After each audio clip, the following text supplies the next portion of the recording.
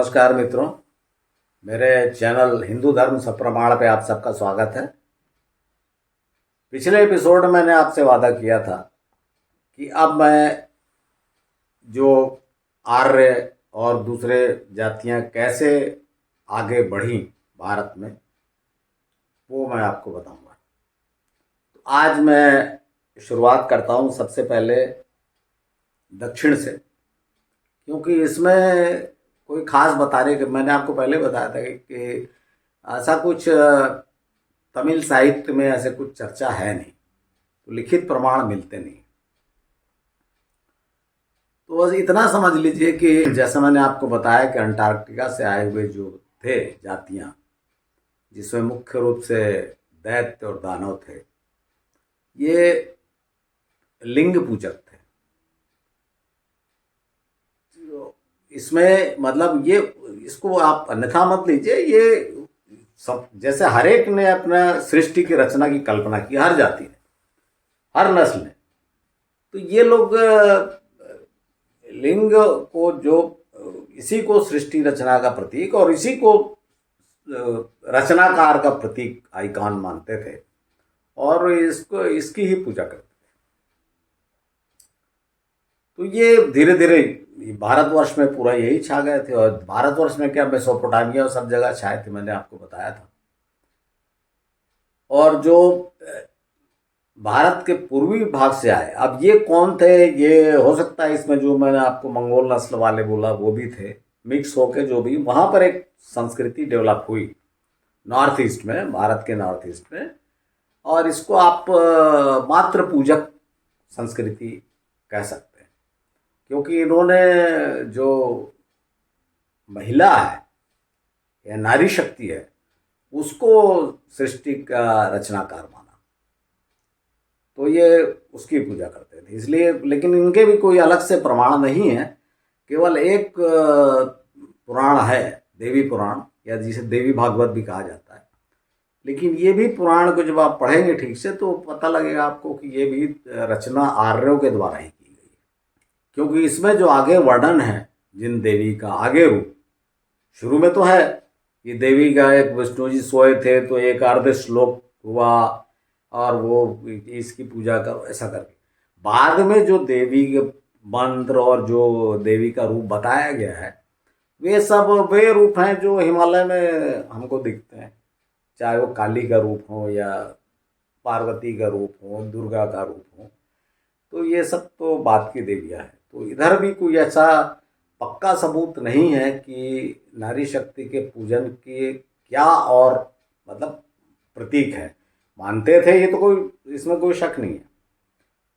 और इसमें जब इसको हम देखेंगे आगे कि कैसे जब वो सब सारी संस्कृतियां मिक्स हुई, सब श्रद्धा और विश्वास आपस में मिक्स हुए, तो इनको कैसे एडजस्ट किया गया, क्योंकि सब आपस में एडजस्ट तो हुए हैं, तो कैसे हुए ये हम बाद में देखेंगे। अब तीन बचे जो आर्य ऊपर से, एक तो बलूचिस्तान से आए और एक जो मैंने आपको बताया कि लद्दाख से होके जो हिमाचल प्रदेश से आए, और एक उत्तराखंड से जो बद्रीनाथ से। तो वहाँ इसको इसलिए सबसे पहले अपन, चूंकि हर कोई बलूचिस्तान से है, बलूचिस्तान ये देव दानव संग्राम और सब हुआ, तो इसको हम बलूचिस्तान से पहले लेते हैं कि बलूचिस्तान से जो आ रहा है। तो उसमें भी मैंने आपको अपने 7वें एपिसोड में पृथु के बारे में बताया है, जिनके नाम पर पृथ्वी कहा गया। वहां तक तो ठीक है कि बसा दिया, ठीक, पर जो आगे इनके युद्ध हुए वो कैसे हुए। और जब अपन इंद्र बोलते हैं कि इंद्र देवताओं का था, तो देवता तो जो हिमालय में रहे, फिर ये कैसे हुए।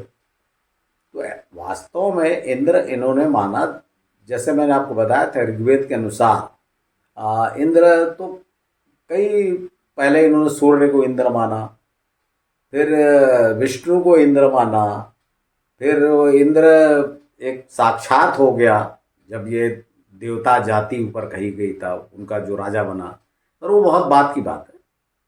तो प्रारंभ में ये भी हो सकता है कि जो वर्णन है ऋग्वेद में, उसमें इंद्र का वर्णन इस तरह से हो कि भाई जैसे भाई हम कुछ भी करते हैं, सफल हो जाते हैं, तो हम बोलते हैं ईश्वर को कि भगवान तूने ही सब किया। तो इंद्र ही सबसे बड़ा, अगर आप ऋग्वेद देखेंगे तो उसमें सबसे बड़ा देवता कौन है? इंद्र। उसमें विष्णु नहीं है। एक दो श्लोक ऐसे हैं, मैं आपको उदाहरण दूंगा, ये देखिए, आप स्क्रीन पे आ जाएगा, ये श्लोक देखिए। इस श्लोक में कहा गया है कि जो यज्ञ करने वाला है वो सोमरस निकाल के तैयार रखता है और इंद्र का आवाहन करता है, हे इंद्र आओ, और ये ताजा सोमरस रखा हुआ है तुम्हारे लिए, और अपने साथ अपने साथियों विष्णु और रुद्र को भी लेते आओ। केवल एक इस श्लोक से देखिए आपकी क्या सिद्ध होता है। इससे ये पता चलता है कि इंद्र बड़ा, विष्णु और रुद्र तो उसके साथी थे। तो जो लोग, इसलिए मैंने कहा ना कि जो वैष्णव है वो विष्णु को सबसे बड़ा मानते हैं। ठीक है, ये मानने वाली बात है, बाकी ऋग्वेद में ये लिखा हुआ है कि सबसे बड़ा देवता तो इंद्र है। और जैसा मैंने आपको पहले बताया था कि जो पारसियों की जो जैन अवेस्ता है धर्म पुस्तक, उसमें भी सबसे बड़ा देवता अहुरमज़दा है, जो इंद्र के समान ही था। तो खैर, इसमें आप देखेंगे कि जो युद्ध हो रहा है, आप देखते चलिए, तो इसमें क्या कोई ऐसा युद्ध, देखिए युद्ध तो बहुत हुए होंगे, क्योंकि छोटे छोटे भी युद्ध होते थे, छोटी छोटी जगह पे कब्जा करने के लिए। बहुत ज़्यादा जनसंख्या तो थी नहीं, थोड़े थे, लेकिन कब्जे के लिए तो युद्ध होता ही होगा, हटाने के लिए। तो कौन से ऐसा वर्णन है किस जगह का जहाँ की हम कह सकें कि हाँ, ये जहाँ ढूंढ सकें, जो प्रमाण के रूप में हमें मिले, जो बलूचिस्तान साइड से आए, मतलब पश्चिमोत्तर साइड से जो आए। तो एक तो ये आपने सप्त सिंधु देखा कि जिस पे आर्यों ने कब्जा किया, सिंधु से लेकर सरस्वती तक। सरस्वती नदी मैंने आपको बताया कि हरियाणा राजस्थान इससे होकर बहती थी। तो पहला वर्णन जो मुझे मिला पुराणों में वो है हिरण्यकश्यप का। हिरण्यकश्यप जो अनार्य राजा था, उसका पहले संग्राम हुआ विष्णु से। तो अब विष्णु तो बाद में अवतार वाली बात है, मतलब आर्यों से उसका संग्राम हुआ। तो उसके बाद वो जो कहानी आप जानते ही हैं, प्रहलाद वाली और होलिका वाली, ये सब कहानियां जानते हैं आप।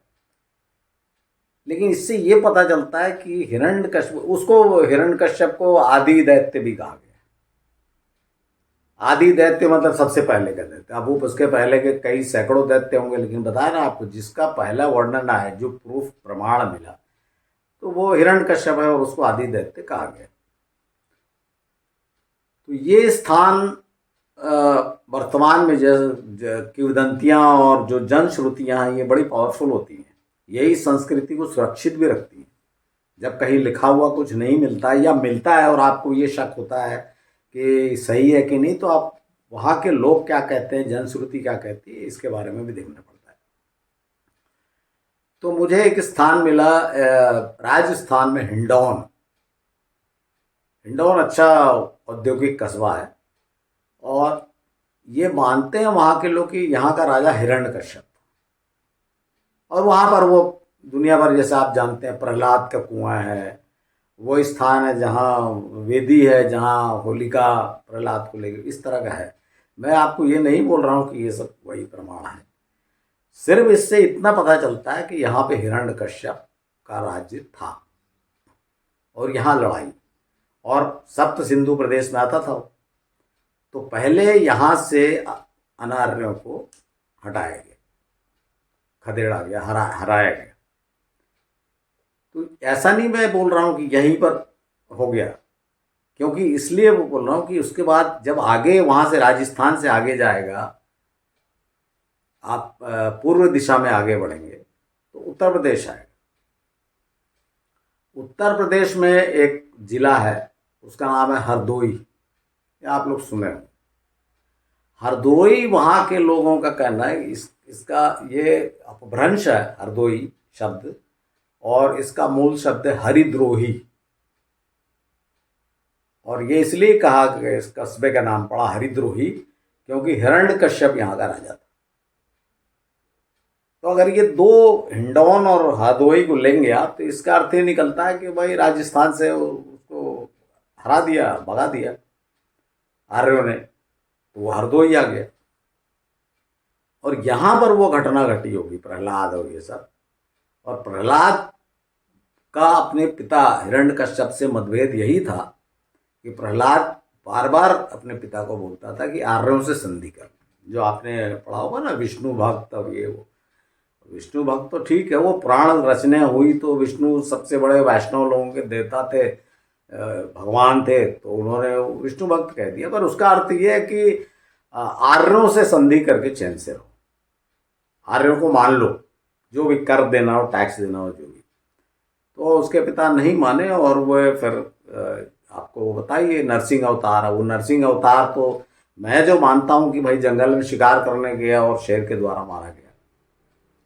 और जैसे परंपरा थी कि जो शत्रु को मार ले, मैंने आपको पहले बताया था, उसको विष्णु का अवतार कहा गया। शत्रु को मार दे, रक्षा करे, बसाए, मार्गदर्शन करे, उनको विष्णु का अवतार कहा गया। तो ये इस शेर को फिर वो कहानियां बन गई, आधा नर आधा शेर का शरीर, और खंबे से निकले और ये हुआ, वो ठीक, वो छोड़िए अपन तो इन सब चमत्कारों से ऊपर उठकर अपन देख ढूंढ रहे हैं। तो हिरण्यकश्यप मारा गया शेर के द्वारा। तो जब प्रहलाद राजा बना, उसका पुत्र, तो वो आर्यों से संधि करके चैन से रहने लगा। लेकिन आर्यों को गवारा नहीं हुआ कि भाई ये तो हमको बेवकूफ बना रहा है, भाई ये संधि करके अपना राज्य राजा बना हुआ है। तो प्रहलाद के रहने तक तो वो कुछ नहीं बोल पाए, लेकिन जब उसका प्रहलाद का पुत्र विरोचन राजा बना, तो वो कमजोर सिद्ध हुआ और उसे आर्यों ने वहां से भगा दिया। विरोचन चला गया फिर और पूर्व दिशा में आगे, ये बढ़ते जाते पूर्व दिशा में, क्यों खाली जगह थी ना उस समय, तो खाली जगह थी, तो बढ़ते जाते थे। तो विरोचन वहां से आगे बढ़ गया बिहार का बक्सर, और बक्सर में वो शांतिपूर्वक चुपचाप जंगल रहा होगा, वहां अपने बसा के रहने लगा। बाद में जब विरोचन का पुत्र बलि राजा हुआ, तो बलि बड़ा प्रभावशाली, बहुत ही ताकतवर राजा बना। और बलि ने धीरे धीरे अनेक स्थानों पर विजय प्राप्त की, और पुराणों में वर्णन है कि तीनों लोगों का राजा बलि बना। अब तीन लोग कौन से हैं वही मैं आपको बता दूंगा, पर अभी इतना समझ लीजिए कि वो स्वर्ग पे कब्जा हो गया और देवताओं का भी राजा बन गया। तो बलि जब देवताओं का राजा बन गया सब, तो ये आर्यों को पसंद नहीं आया। जो ऊपर से जातियां आई थी जिनको देव कहा गया, उन्हें भी पसंद नहीं आया। तब वो घटना घटी कि जब वामन नाम के एक ब्राह्मण, हो सकता मुझको ऐसा बोलने से आपको कुछ ठेस पहुंचे, और वास्तविकता यही है कि वामन नाम के एक ब्राह्मण ने अपने वचन के पक्के बलि से उसका राज्य ले लिया, क्योंकि वो यज्ञ में दीक्षित बैठा था। यहां ध्यान देने की दो तीन बातें हैं। क्या कि यहां पर वचन का पक्का कौन था? बलि, जिसने अपने गुरु के मना करने पर भी पीछे नहीं हटा। दूसरी बात, वो यज्ञ में दीक्षित होकर बैठा था, और जब यज्ञ में दीक्षित होकर बैठा, उस समय अगर कोई ब्राह्मण आके कुछ मांग रहा है तो उसको देने से, दान देने से पीछे नहीं हटेगा।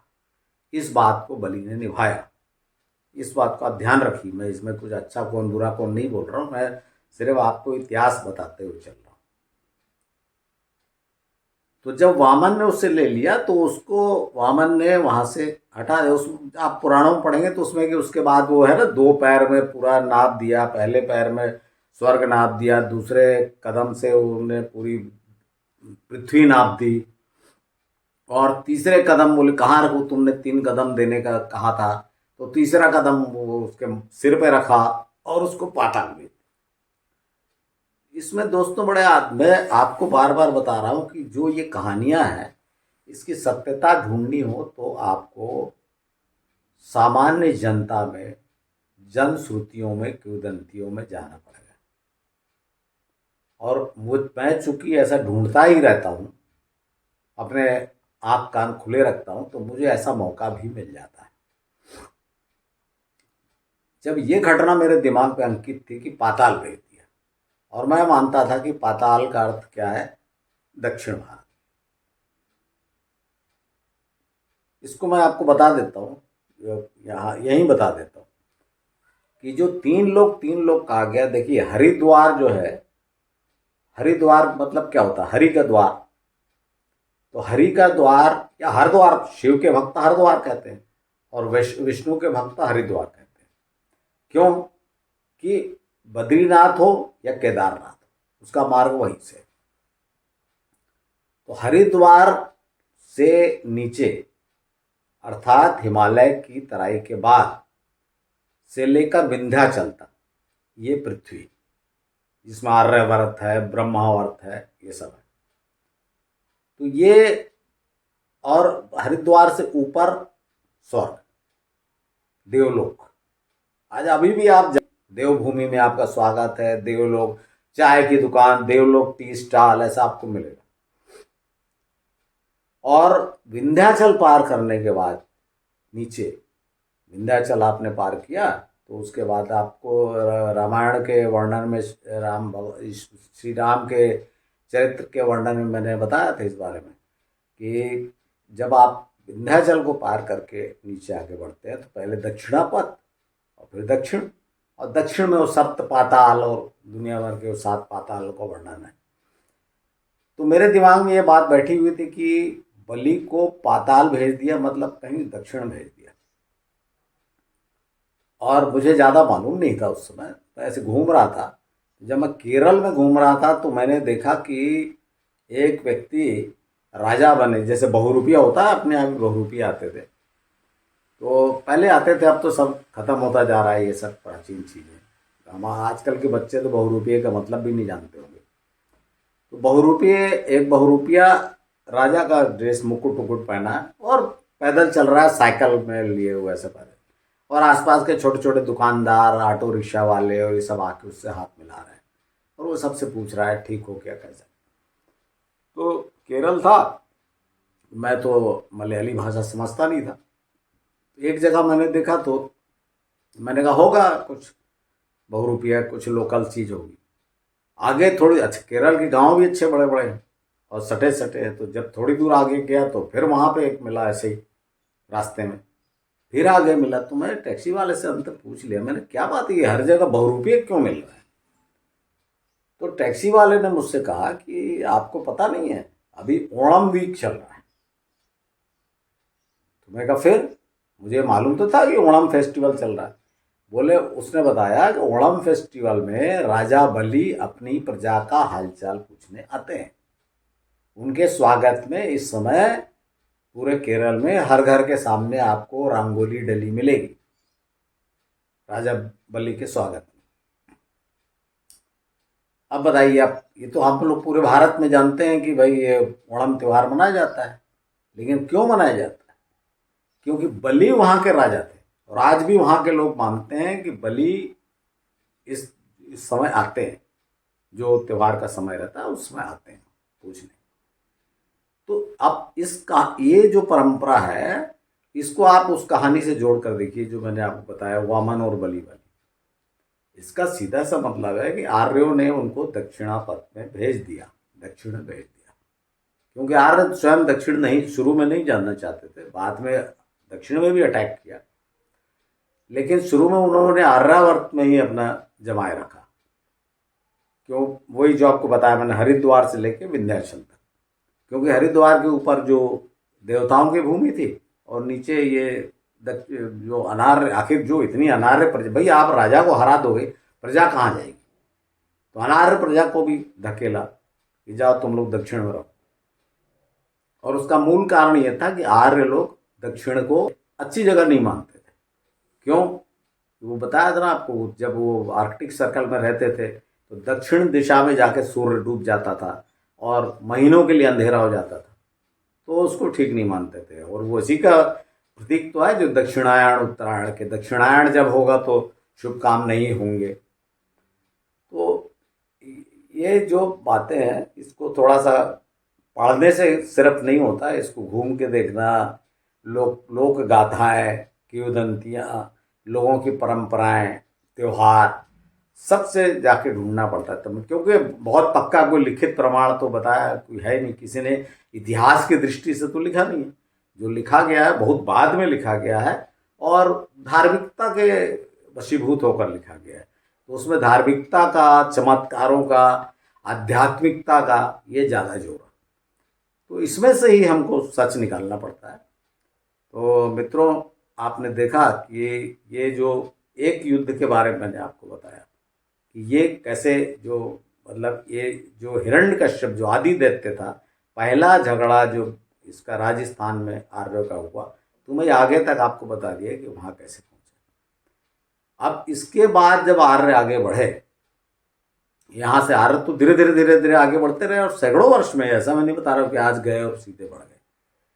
तो जब ये हरियाणा पहुँचे तो इनके साथ में जो गुरु रहते थे, जो जिनको मैंने बताया था कि ब्रह्मा उनको कहा जाता था, तो ये ब्रह्मा जो कहा जाता था, इनके ये जो वर्णन आखिरी जो है जब राजस्थान में ही है। देखिए राजस्थान में जो पुष्कर क्षेत्र है ना, वो ब्रह्मा का क्षेत्र कहा गया, ब्रह्मावर्त कहा गया उसको। लेकिन ब्रह्मा जब आगे बढ़े, राजस्थान से लगा वो फिर हरियाणा जा गए थे, राजस्थान, पंजाब, हरियाणा। तो हरियाणा में या इसके पहले पंजाब में एक और युद्ध हुआ है, लेकिन वो युद्ध बड़ा ज़बरदस्त, वही प्रसिद्ध युद्ध हुआ है। लेकिन वो मैं आपको बताऊं या ना बताऊं अभी, क्योंकि ये सीक्वेंस कि कौन सा पहले हुआ कौन से बाद में हुआ ये बताना बहुत मुश्किल है। तो मैं आपको उसको अगले एपिसोड में बताऊंगा। अभी मैं आपको ये बताता हूँ कि जब आर्य हरियाणा पहुँचे, आज के वर्तमान हरियाणा, जिसको एक्चुअली मैं मानता हूँ कि इनको आर्याणा था, जो हरियाणा हो गया आर्याणा। तो यहाँ पे जब आप कुरुक्षेत्र जाएंगे, जो ब्रह्म सरोवर है, वहाँ जब जाएंगे तो पंडित आपको बताएगा कि ब्रह्मा जी ने इसके किनारे सृष्टि की रचना प्रारंभ की। तो इसको ऐसा ले लीजिए कि सृष्टि की रचना तो मैंने बताया कि सृष्टि की रचना तो ब्रह्मा जी ने की नहीं, क्योंकि वो तो उसके पहले से चले आ रहे थे आ रहे। तो सृष्टि की रचना तो फिर वही जो पोप बताया वो वाली बात हो जाएगी। तो सृष्टि की रचना की बात अर्थ क्या होता है? जब कोई आदमी सृष्टि की रचना करता है मतलब उसका पुत्र पैदा हुआ। तो यहाँ पे ब्रह्मा जी का पुत्र मनु पैदा हुआ, जिसका नाम मनु रखा गया, और इसको स्वयंभू मनु कहा गया। स्वयंभू मतलब जो अपने आप हो जाता है। स्वयंभू मनु इसलिए कहा गया कि बाद में जो कई राजा बने उनको मनु कहा गया। मनु प्रजापति मतलब प्रजा का हेड। तो जैसे ब्रह्मा जी को प्रजापिता कहा गया, तो मनु को प्रजापति कहा गया, तो प्रजा का है मुखिया है। तो और भी कई मनु हुए। तो पहला मनु जिनके नाम से सबको मनु कहा गया, 14 मनवंतर, वो लंबी कहानी आगे बताऊंगा, उसमें कितनी गप है, कितनी सत्यता है, कितनी कल्पना है।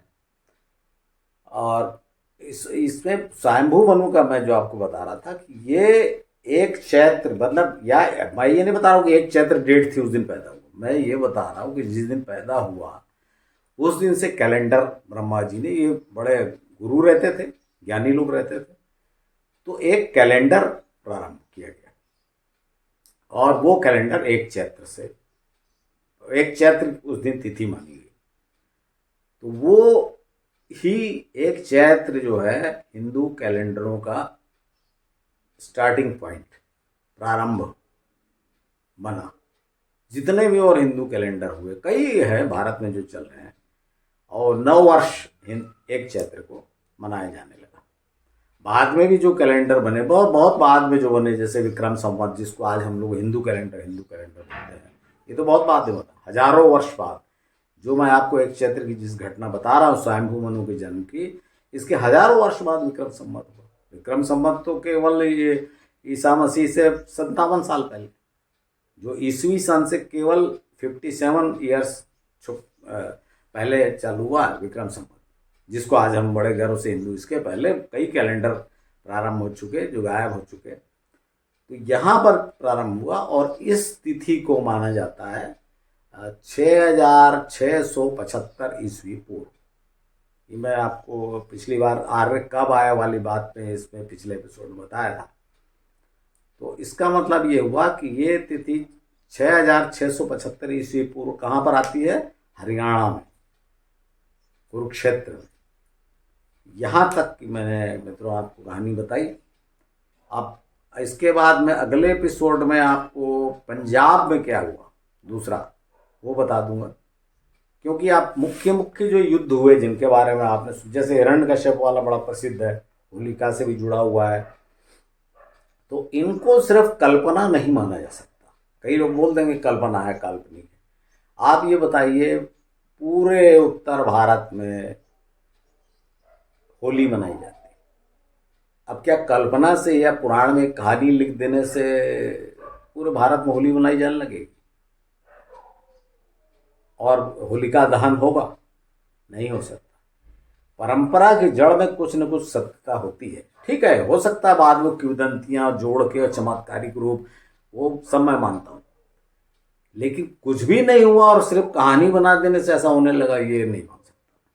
क्योंकि हर एक की जड़ में कुछ न कुछ सत्यता है। तो ये जो पहला युद्ध जो बता रहा हूं मैं, ये दावा कोई नहीं कर रहा हूं कि ये पहला युद्ध हुआ। इसके पहले तो भाई पहले युद्ध तो मोहनजोदड़ो में हुआ होंगे, लेकिन जो युद्ध जो कई जगह ऋग्वेद में कई श्लोकों में वर्णन भी है कि हे इंद्र तुमने पिपरू नामक दैत्य को मारा। तो अब अपन नहीं जानते कौन पिपरू दैत्य, ना आगे किसी को कुछ मालूम है कि कहाँ मारा। तो ऐसी चीजों को बताने से ज्यादा अच्छा है कि जिनके प्रमाण मिले वो बताओ। तो हिरण्यकश्यप वाला मैंने आपको बताया, इनके स्थान भी बताए कि कहाँ है, और ज़्यादा सत्यता के नज़दीक है ये, क्योंकि ये कहानी जो है राजस्थान के हिंडौन से शुरू होकर केरल तक जाती है। तो ये कोई ऐसी चीज़ नहीं है कि एक कहानी बना दिया, गप मार दिया, काल्पनिक है, ऐसा नहीं है।